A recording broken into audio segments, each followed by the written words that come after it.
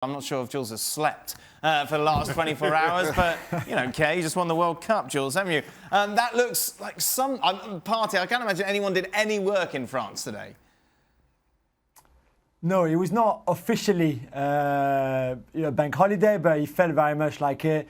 Everybody waiting for the French team to come back on French soil, basically, from the airport in Roissy when they landed this afternoon. There were people everywhere, on bridges, on the motorway, cars stopping on the motorway just to see the bus going through. And then obviously into Paris and down the Champs-Élysées. It was very special. It felt stronger. It felt more emotional than 20 years ago, maybe because 20 years ago was the first time, and this time, you know, the people who celebrated 20 years ago now have children. And it felt much more special, really, than 20 years ago. The first one is always more special, I guess.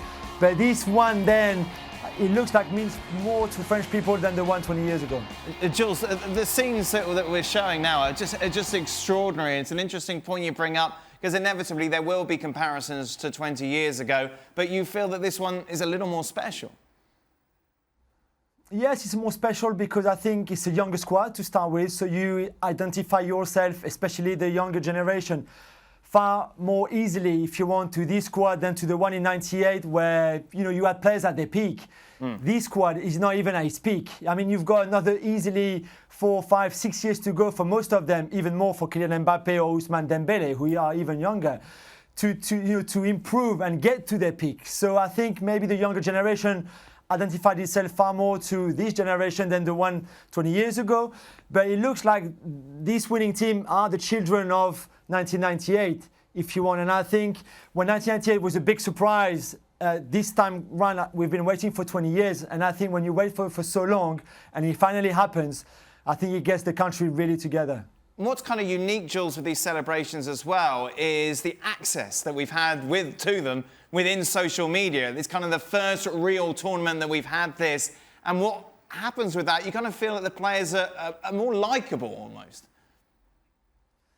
Yeah, you're right. And I think we saw that with other teams during this World Cup, especially maybe the England team. But with France, Deschamps was very clever.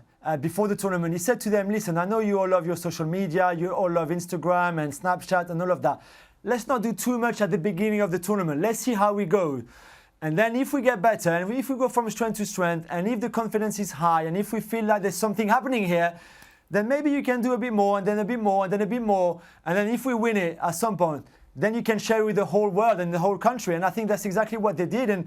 And to see, for example, President Macron in the dressing room after the game, I'm not sure what Vladimir Putin and the Croatian First Minister were doing there with him, because clearly they didn't understand a word of French. But to see him and the players filming it and sharing it with the whole world what he said, because that was so emotional as well, because he talked for the French people. Yeah. I think that was very special. And again, you're right, that's something that we didn't have 20 years ago.